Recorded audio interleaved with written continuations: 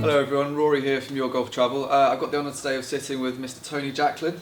Say hello, Tony. Hi, how are you? And we're going to talk, obviously the Ryder Cup's coming up pretty soon in Hazeltine, and Tony himself has won a major at Hazeltine in 1970, is that correct, the US Open? Correct, yeah. And obviously the course has changed a lot since Tony won there.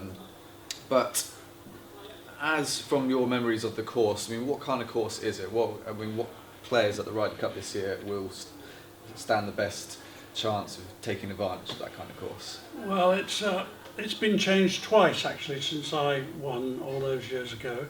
I was there last year playing a charity day. I mean, the feel of the place is just the same. We've got a new clubhouse as well since I won, but it's a very long golf course, yeah. And good driver's course.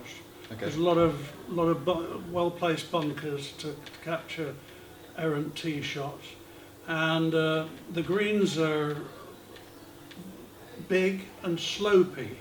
It's going to be important to stay on the right side of the hole with your approach shots. Get under the hole if you can. Mm-hmm. They're going to be quick, I would think. Of course, David Slove's got the option to set the course up the way he sees fit. But essentially, at 7,600 yards plus, it's a long golf course, yep. And accuracy of the tee is going to be important, and distance is going to be important. Okay, so yeah, you mentioned the fact that it's a very long golf course, and obviously David Slove is in charge of how the course is actually going to be set up. And you may maybe think, is he going to play into the hands of people like Dustin Johnson and the long hitters, or? Yeah, I think it probably will. I mean, you know, it's always an advantage to hit the ball long these days, especially. So, but of course, you're hiding four players the first 2 days. It's match play. It's not stroke play, and you know, it just depends how the captain sees things, and any particular day he can make the course 300 yards shorter if he wants. Yep. And there's this theory some captains have of putting a long player with a short hitter and so on and so forth in the foursomes or four ball. So there's all these things playing into it, but I think the big thing is match play is very different to the way these fellas qualify for the Ryder Cup in stroke play, and so that's what in many respects makes Ryder Cup so exciting and so different. Okay, so that's quite interesting that you say that the captain might actually alter the course day to day, and it can have quite a big effect obviously on the pairings that might go out. Yeah. So that's very interesting.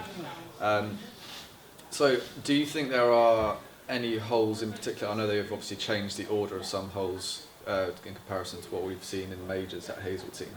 Are there any standout holes that might have a big influence on certain matches? Well, there's holes that go around and close to Lake Hazeltine. It's right there, the water, and it depends how they set the course up. You know, as to it's a challenging golf course. There's no doubt. It's a great golf course. It was very young.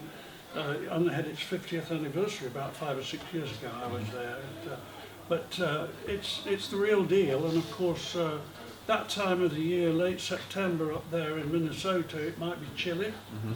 We don't know what the weather's going to bring, but they don't have a very long season there. They don't start playing golf until May up there because of the climate, and it's quite late to be playing a major event up there. So the weathers could play a big part in the outcome as well. Okay. And obviously, having a very partisan crowd on your side is, everyone talks about the crowd being the 13th man. How much of an influence do you think having playing an away Ryder Cup versus a home Ryder Cup? I mean, is there a huge difference in the players' minds? There is. There's a big difference, and you know, hometown advantage kind of thing. I think it's going to be very important for Europe to establish early on, if they can, that they mean business. If they get ahead after day one, it might help quieten things down a bit. But if the Americans get ahead early, that's going to bring the home crowd on board. And we kind of saw that at Medina, didn't we? Until obviously the halfway through the single Sunday, it was pretty boisterous out there. No, well, that's the way they get. And you know, we've got 6 rookies on the European team for the first time on an away match. It's a tough one. That, you know, for these lads. I mean, they're all great players. They've proved that they're great players. They wouldn't be there if they weren't. But Ryder Cup is a different experience altogether, and you're not just representing your country and your tour. You represent your 12 teammates, your captain, and that's a big responsibility. So it's going to be interesting to see how things unfold. It's a completely different dynamic to what these guys are used to week on week, where they're just playing for. Absolutely.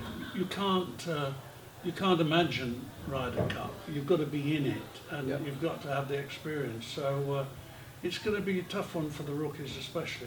Okay, very interesting. Well, thank you, Tony. That's your little snippet into Hazeltine. Hopefully, we'll see that the way it's unfolding. It's going to be long. The greens are tricky, so watch out for the bombers. Subject to how Davis Love sets up the course. Tony Jacklin, thank you very much. Guide to Hazeltine.